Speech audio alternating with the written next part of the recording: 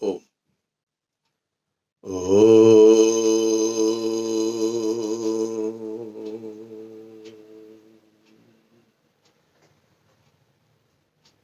ओम। आज संडे प्रवचन का दिवस है और संडे प्रवचन में किसी एक महत्वपूर्ण विषय पर जो आपके संतानों के लिए, आपके घर के सभी परिवारों के सदस्यों के लिए भी लाभकारी होगा। और इसके लिए संडे प्रवचन से के लिए मेरा आग्रह है कि मेरे इस वीडियो को आप घर के सभी सदस्यों के साथ बैठ करके देखें। एक प्रश्न आता है और प्रश्न बहुत सरल स्वभाव रूप से हम सबको इस बात का ज्ञान प्राप्त करना है कि जीवात्मा कैसे जन्मांतर धारण करता है। जीवात्मा यानी कि जो हमारे अंदर आत्मा है, ये कैसे जन्मांतर यानी दूसरे योनि को कैसे प्राप्त होता है। What is the process of our rebirth में इस तात्पर्य है शरीर प्राप्त करना। और इसके अंदर एक बात हमको सबसे पहले समझनी है, वो है कि मृत्यु केवल शरीर की होती है, आत्मा कभी भी मृत्यु को प्राप्त नहीं होता है। अनेकों लोगों के मृत्यु का समाचार मुझे इसी सप्ताह में प्राप्त हुआ है। निश्चित रूप से कानपुर के शिव कुमार आर्य जी, जिनसे मेरा बहुत सानिध्य रहा, वेद प्रचार सप्ताह में मैं कानपुर के उस समाज में गया था। उनका सरल स्वभाव, उनकी दिव्यता, उनका अनुभव, वो निश्चित रूप से पुण्य आत्मा थी। उनके भी निश्चित रूप से आत्मा ने अपने इस वर्तमान शरीर को त्याग दिया। बहुत दुख हुआ। अन्य भी कई लोगों के विषय में हमने पढ़ा। पथिक जी की भी मृत्यु हो गई, सतपाल पथिक जी। MDH महाशय धर्मपाल जी की भी मृत्यु हो गई। तो अनेकों लोग जो दिव्य गण जो हमारे बीच में नहीं है। तो एक प्रश्न स्वभावतः मेरे अंदर में ये हुआ कि मैं आप सबको बताऊं कि जीवात्मा कैसे जन्मांतर धारण करता है। तो जन्मांतर धारण करने के लिए जो व्यवस्थाएं शास्त्रों के अंदर दी गई है, वो दी गई है कि वह आत्मा जो वर्तमान में एक पुण्य आत्मा के रूप में शरीर के प्राप्त हुआ था, और जिस आत्मा ने अपने जीवन में अत्यधिक पुण्य कर्म किए हैं, उस आत्मा को उन पुण्य कर्मों के फल स्वरूप, क्योंकि जन्मांतर यानी दूसरा शरीर प्राप्त करने का एक ही मापदंड हमारे लिए ईश्वर तय करता है, वह है कि वर्तमान जीवन में हमारे किए गए कर्म। जन्म से मृत्यु पर्यंत इन सभी महान भावों ने अपने कर्मों को किया है। तो निश्चित रूप से प्रत्येक व्यक्ति जन्म से ही अपने कर्तव्य कर्म को करना प्रारंभ करता है और मृत्यु तक उसके कर्म होते रहते हैं। और ये कर्म जो है निश्चित रूप से हमारे विशेष है। और इन कर्मों के अंदर जो हम नित्य प्रति कर रहे हैं, उन कर्मों के अंदर हम पाप कर्म भी करते हैं और पुण्य कर्म भी करते हैं। जो दिव्य पुण्य आत्मा है वो केवल पुण्य कर्मों की तरफ अग्रसर होती है। तो पुण्य कर्म की अधिकता जिस आत्मा की होगी, उस आत्मा को निश्चित रूप से अगला जो शरीर प्राप्त होगा वो मनुष्य देवत्व योनि का प्राप्त होगा। जितनी भी आत्माएं इस महीने, 2 महीने के, 3 महीने के अंदर हमारे से निकल गई हैं, जो पवित्र आत्माएं थी, ये सभी आत्माएं निश्चित रूप से वर्तमान व्यवस्था से भी एक बेटरमेंट के लिए गई है, ये शास्त्र बताते हैं। क्योंकि कर्मानुसार जीवांतर धारण करता है। पुण्य कर्मों को करके गए हैं तो क्या होगा, मनुष्य की योनि तो डेफिनेटली प्राप्त होगी। कब होगी, कितने अंतराल में होगी और किस प्रकार से होगी और कहां पर होगी, वो सब ईश्वर के अधीन है।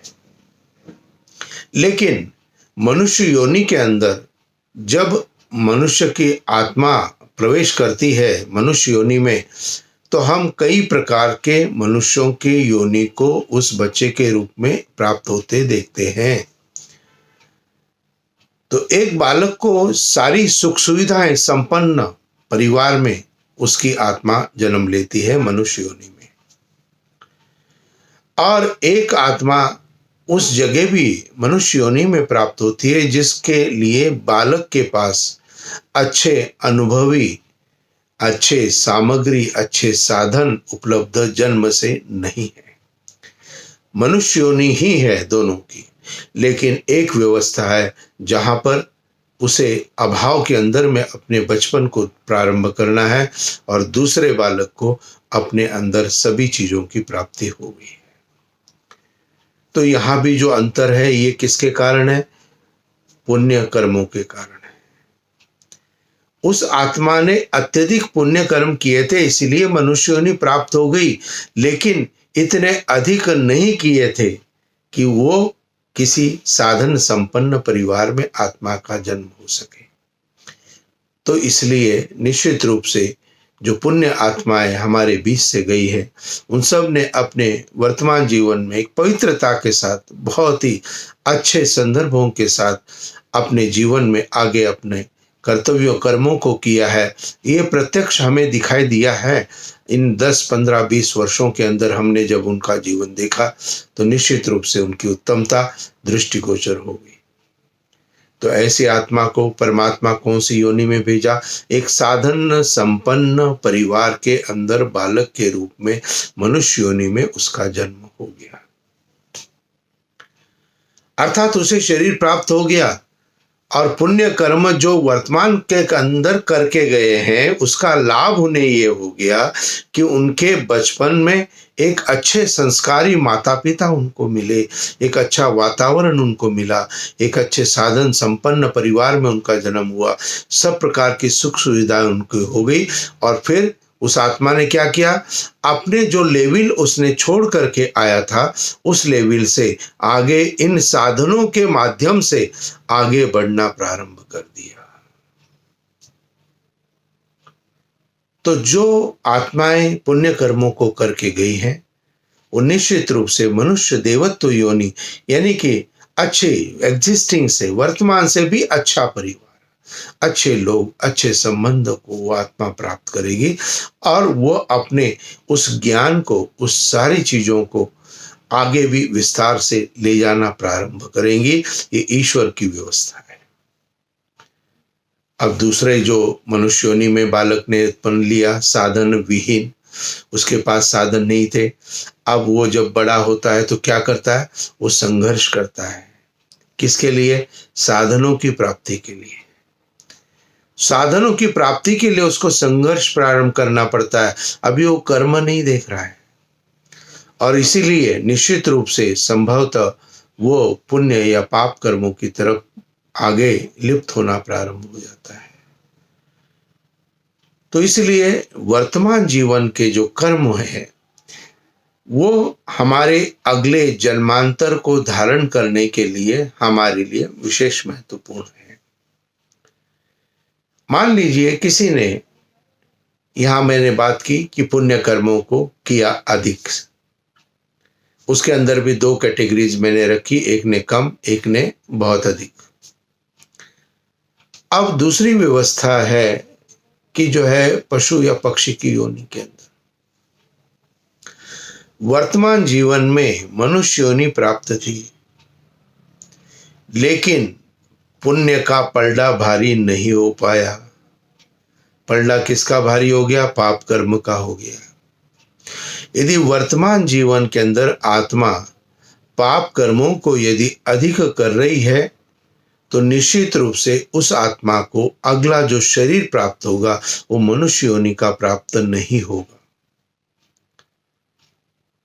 वर्तमान मनुष्य शरीर को आत्मा ने प्राप्त किया था, लेकिन पाप कर्म अधिक किए थे और उस पाप कर्म के भोगों को भोगने के लिए, उस पाप कर्म का हिसाब किताब बराबर करने के लिए ईश्वर उस आत्मा को, जीवात्मा को अगली योनि पशु या पक्षी के अंतर्गत दे देता है।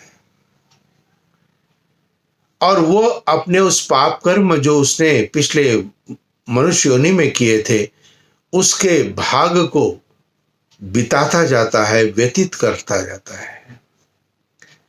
समझने के लिए समझ लीजिए, थोड़ा सा एक संदर्भ आपको बताता हूं। ये समझने के लिए मान लीजिए किसी भी जीवात्मा को 30 वर्ष के कार्यकाल का एक अनुभव पाप कर्म का उसको ईश्वर देना चाहता है।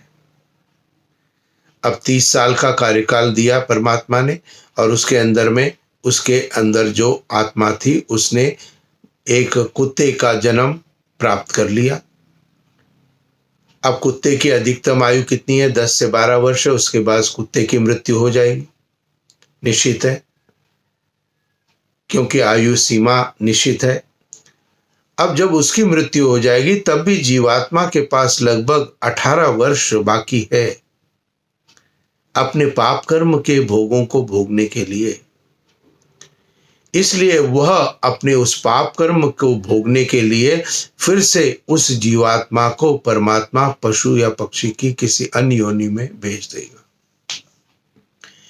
ऐसे करते करते जो समझने के लिए हमने समझा था 30 वर्ष का कार्यकाल भिन्न भिन्न पशु पक्षी की योनियों में जब बीतता हुआ, जब वो पूर्ण करेगा, यानी कि जो पुण्य कर्म उसने किए थे उसके इक्वलेंट वो पाप को माइनस करते करते आ जाएगा, तो फिर से उसको परमात्मा साधारण मनुष्य की योनि को प्राप्त कराएगा।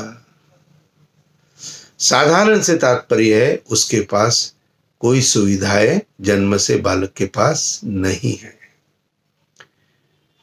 फिर संघर्ष करना है। अब ये संघर्ष हमारा कब चल रहा है? बहुत अच्छा चल रहा है, बहुत आगे तक चल रहा है।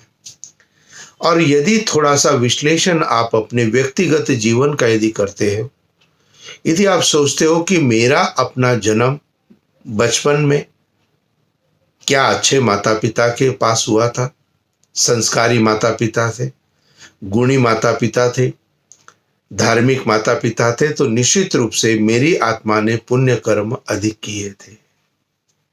एक साधन मिल गया माता पिता के रूप में, धन संपत्ति नहीं मिली कोई बात नहीं, लेकिन एक माता पिता के रूप में जो संस्कार प्राप्त हुए उससे जीवन आगे बढ़ता चला गया।